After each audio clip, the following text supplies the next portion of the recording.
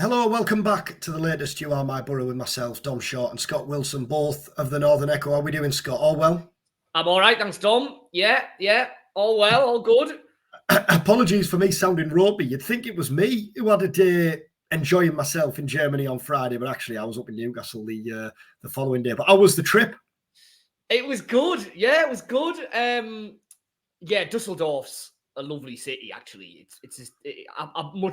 Gelsenkirchen really has very, very little going for it as a town. Frankfurt is nice, but it's kind of very businessy. It's a bit like a kind of world city. Dusseldorf is a proper German city, if that makes sense. Really good bars. I was over on the Friday, and that's obviously when Germany played Spain in their quarterfinal. And the atmosphere in the bars and everything was brilliant. Obviously, when Germany scored, the place went absolutely nuts, and then kind of stunned silence when Spain knocked them out. And then on to England the day after, and we roll on. Jimmy Floyd Hasselbank, England's penalty guru. I was going to say another enthralling, exciting edge of the seat, 120 minutes to enjoy. I tell you what, England, France. So we're recording, where are we? Tuesday, early afternoon. So if you're listening on Wednesday and Spain have beat France, apologies. But England-France final, I think you said it when we were on the phone earlier this week, you may as well just start at penalties. Yeah, start now. Start the penalties now. I mean, listen, it's the semi-finals. I think we've all now reached the point where we just have to shelve all this talk about how they're playing, who's doing what the formation, they're in a semi-final. If they can find any way of getting over the line against the Netherlands, and I fancy them to do it, then everything else is immaterial, really, isn't it? You know, you do reach a point, I think, in a tournament or any competition, really, where all of that's out the window and it's just a result that matters. You know, Boro in the semi-finals that they've been in. Doesn't matter how they're playing. You've just got to find a way of winning the game. And I fancy, again, if you listen to this after Wednesday and England have now lost on penalties, then apologies. But I fancy England to do it. And I fancy it might be penalties again. It's got the feel of a tournament in which all the three remaining games could quite easily go to penalties. They could all finish 0-0, the way the games have been going.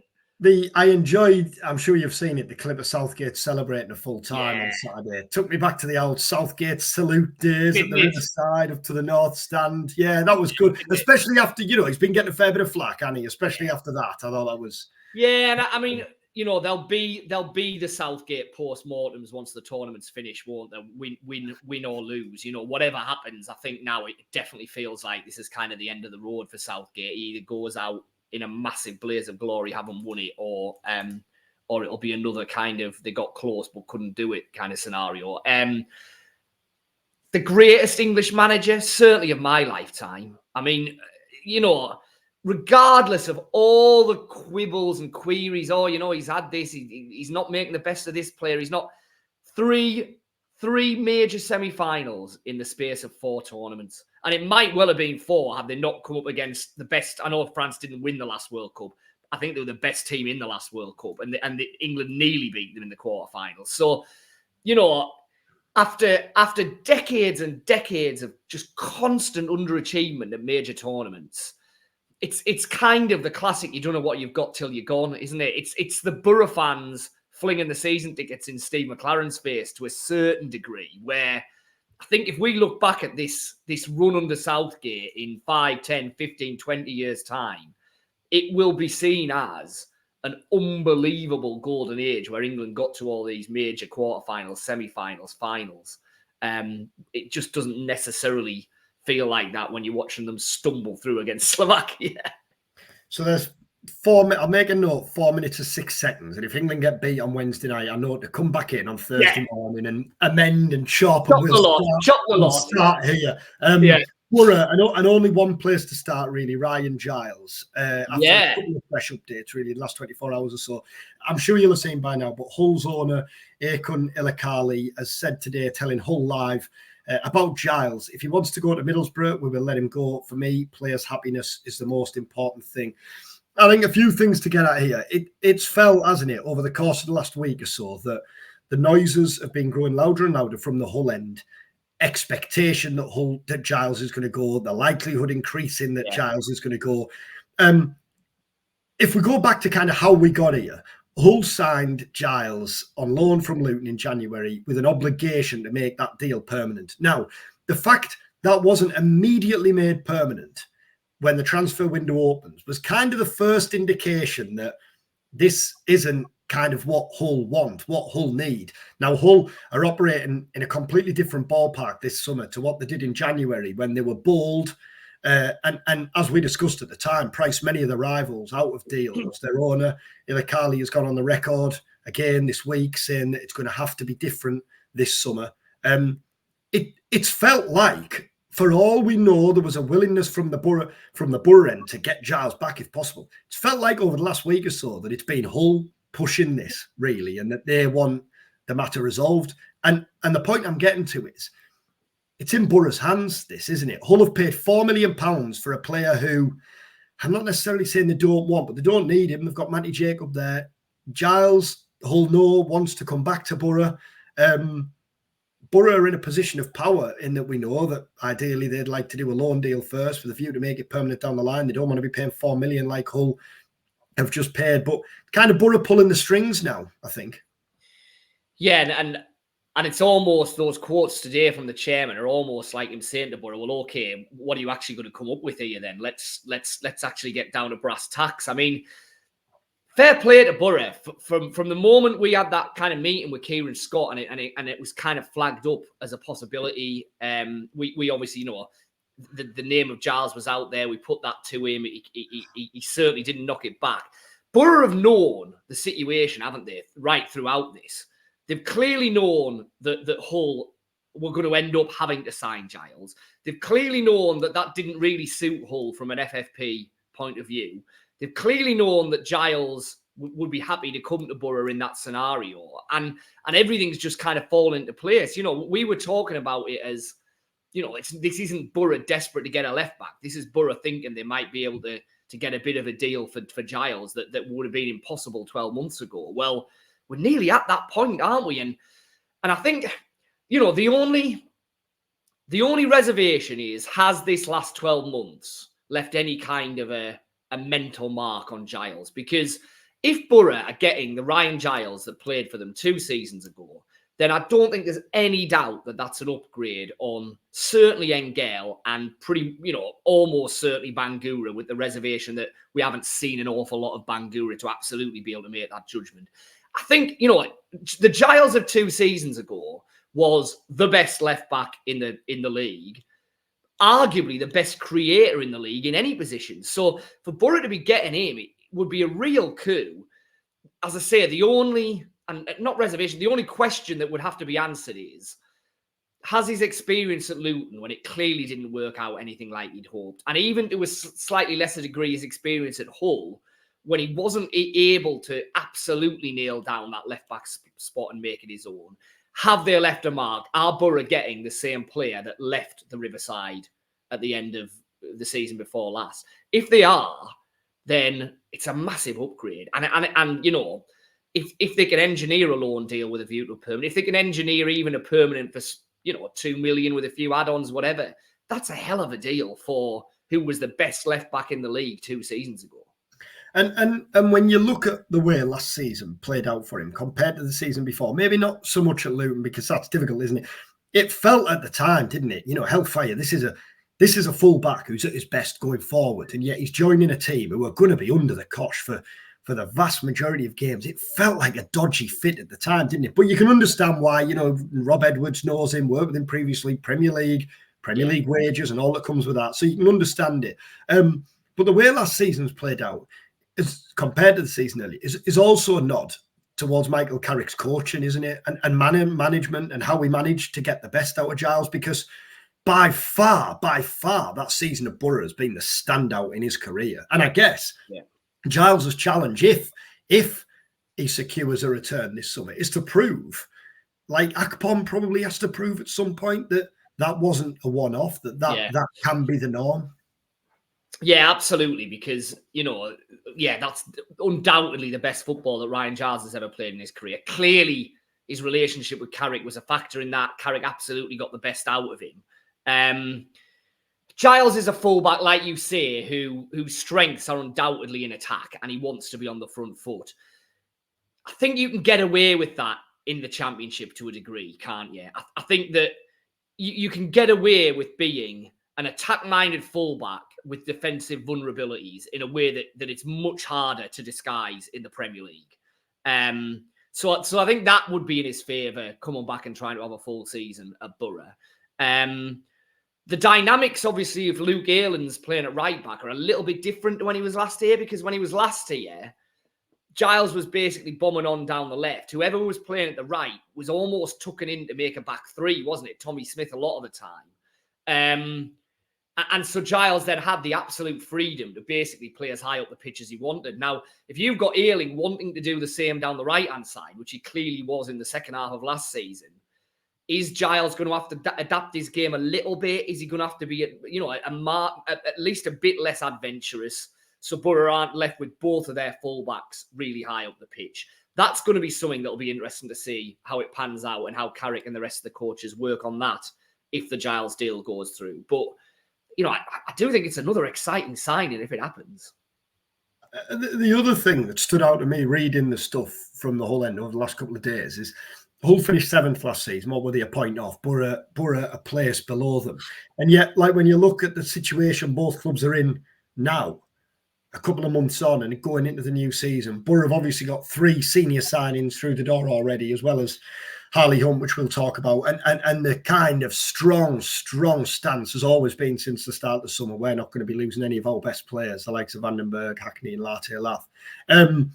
Whereas Hull, they're going to lose Jacob Greaves, they're going to lose Jaden Philogene. They've made one signing, and that was Giles, who it's now accepted is going to be leaving or looks likely to leave this summer. And you've got the owner talking about how kind of stretched themselves to the limit or words to that extent last season, and the approach is going to have to be different. I know you can't just compare between two clubs, but I think that does emphasise how healthy a position Boro look to be in at this stage of the summer.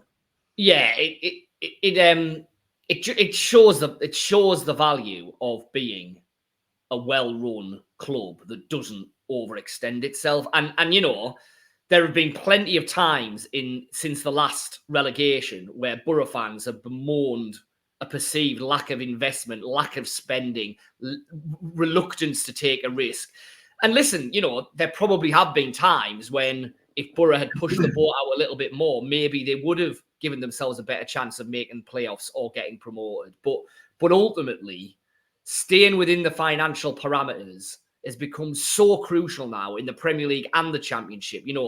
We're going to see Leicester start the Premier League season or at some stage get hit with points penalties in the Premier League. Sheffield United are starting with a points penalty in the Championship. There is a very good chance at some point there'll be other Championship teams that get into trouble and deduct points before the end of this season. The fact that Boro aren't going to be in that position because they are well run, because Steve Gibson invests to the level that he's permitted to do so under the regulations to keep things going. You shouldn't downplay the importance of that. Now, they've still now got to go out and make the signings and get the results and build and do it. And this time last year, they'd got themselves into a position where it was all a bit chaotic because they'd overloaded on loan players. So they've not got it right all the time, but they've definitely avoided the kind of real financial meltdowns that we're seeing, scattered right across the Championship and the Premier League that have massively affected clubs' chances. And a few other bits. It's been a busy few days, really, in the news side. Aidan Morris was confirmation this week is not going to be part of the USA squad for the coming Paris Olympics, which always felt likely to be the case, I think, when he joined Boro from Columbus Crew earlier this summer. It's a boost for Boro because had Morris been involved, been part of it, the chances are he could have been away for a number of weeks. I think the competition is due to start maybe on the 24th and run to the 10th, which is the day, obviously, the Championship starts, or the day Boro's first game is. But then there's the kind of meeting beforehand, the holding camp beforehand and whatever. So you're looking for a number of weeks. Now, when you take that into account, as well as the fact that he's played, half or a large bulk of an MLS campaign before he joined Boro, it wouldn't have been ideal, would it? It's good to have him around now. You've got a full pre-season with him. You can tailor or monitor his workload so you're getting the best out of him moving forward. You're not asking too much out of him. It just works out a lot better for Boro, doesn't it? Yeah, I think it's also the fact that you've got the pre-season to be able to get him used to working with Carrick, to get used to where Carrick sees him in the team, what his responsibilities are going to be, the balance between the defensive side of the game and the offensive side of the game that Carrick wants, all of that. Going to an Olympics right before the start of the season and missing a big chunk of pre-season, if not pretty much all of it, is not ideal for any player.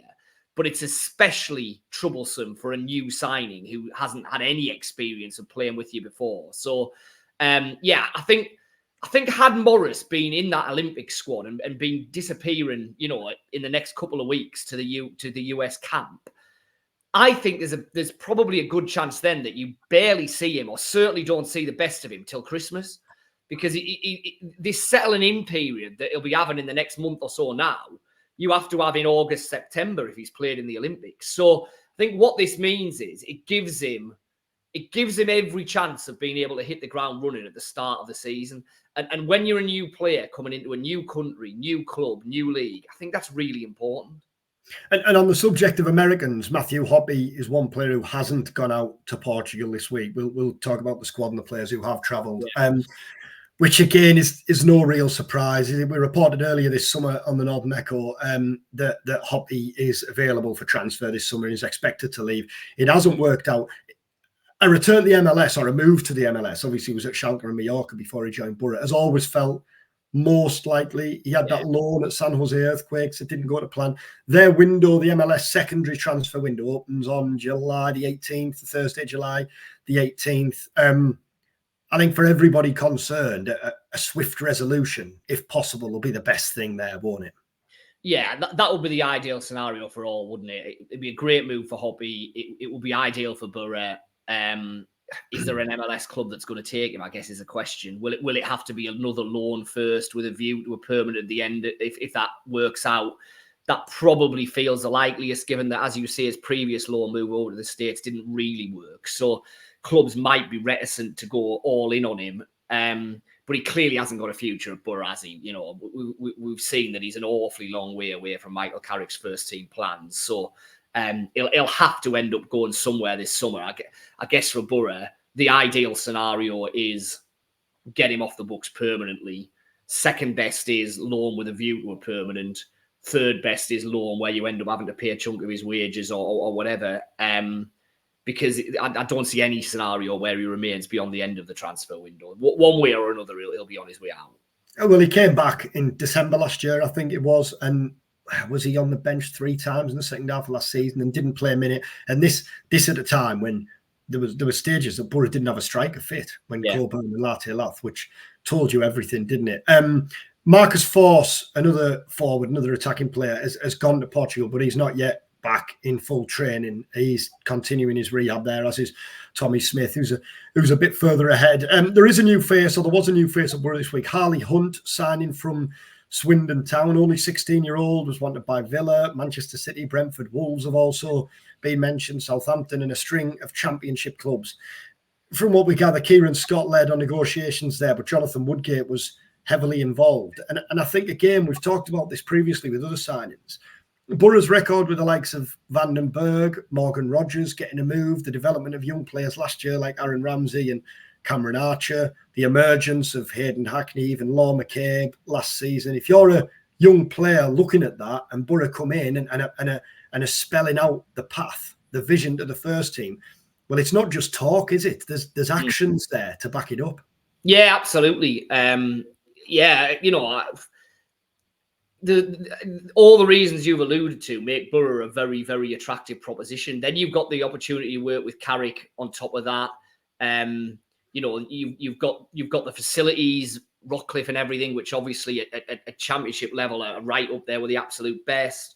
Boro are a massively attractive proposition for that type of young signing. Now, but the problem, if you like, or what Boro are finding is it's a very, very active, crowded market now. Pretty much every championship and Premier League club are trying to sign young players with development potential that can either go on to star in their first team or that will hold their value and potentially be sold at a profit, even if it doesn't work out. In years gone by, if Boro were going into League Two to sign a player, was probably a 25, 26-year-old who'd absolutely reached his peak at that kind of level, and you were gambling on the fact that they could then go and do it up in the Championship. Now, signing from those kind of clubs, you're signing the 15, 16, 17-year-olds, getting them in, cheap, into your system early, and hoping that you can then develop them. And as you say, Boro have done really well on that, and will be an attractive proposition, but are in a market where, a whole host of clubs are trying to get these players. So it is a definite pat on the back that they've got Hunt to choose them ahead of other clubs where he could easily have gone to. And Swindon have built quite the reputation, really, for their young players. I mean, they had a hell of a run in the Youth Cup, I was just about to say, they turned heads last year because they knocked Sunderland out, didn't they? Manchester United, I think it was Bristol City, they ended up getting beat by, I think, off the top of my head, in the quarterfinals. But yeah, Hunt, 16, clearly he's going to link up with the academy first, and he's not yet old enough to sign professional terms, and there'll be absolutely no rush to the first team. But Carrick has shown that if he deems a player to be ready, regardless of their age, they'll get the chance. I mean, you look at how many young players were kind of in and around it at the back end of last season. So yeah, Hunt knows that the path's there. And the other element in this is the fact that, had Boro not invested to keep their academy at a tier 1 level, even following their relegation from the Premier League, they wouldn't have got Hunt this week. I'm almost certain there'll be a number of young players who would not now be in that academy had they not signed those checks and kept pumping the money in. And Steve Gibson is every year having to plug gaps in Boro's budget. Well, one easy way to claw that money back would have been to downscale the academy and say we can no longer afford to have a top tier academy. And other clubs who have ended up in the Championship or League One have done that. The fact that Boro didn't, we're starting to see it reap the rewards with players coming through, both homegrown and players who have been brought into the club. But clearly an arm of that is to bring in the likes of Harley Hunt, these 16-year-olds, 17-year-olds who are doing well at lower grade academies. Well, the only reason Boro can poach them is because they've got a top tier academy still.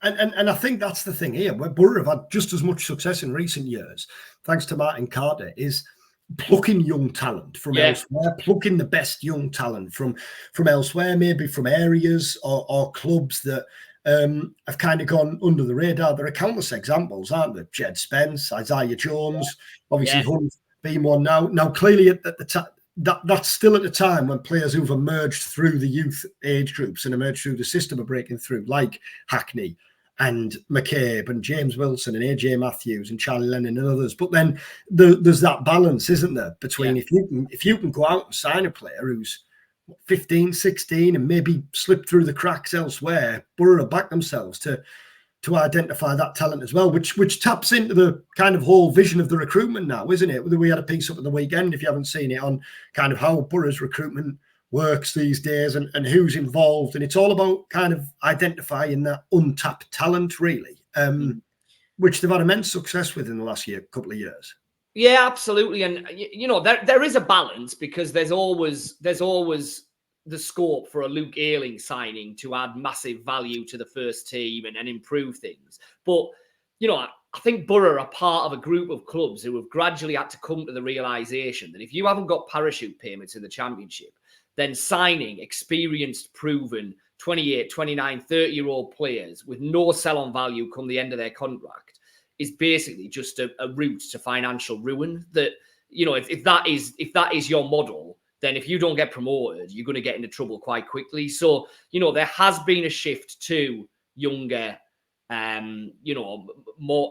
less expensive, but more risky signings, if you like, often from untapped markets, lower league clubs, overseas, etc.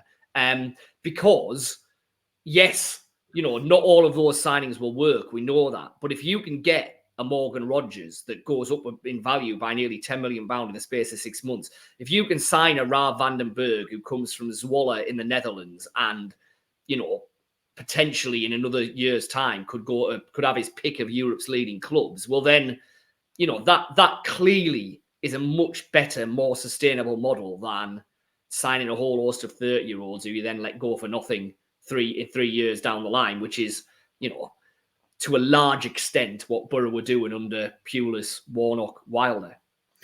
The pictures of Boro on the first day in Portugal looked a hell of a lot more appetising and attractive than the view out of my window now. I'd love to say that we've got a live Q&A coming at you from Boro's resort in Portugal this week, but we haven't. That'd be nice, wouldn't it? That would be absolutely. Go and watch training.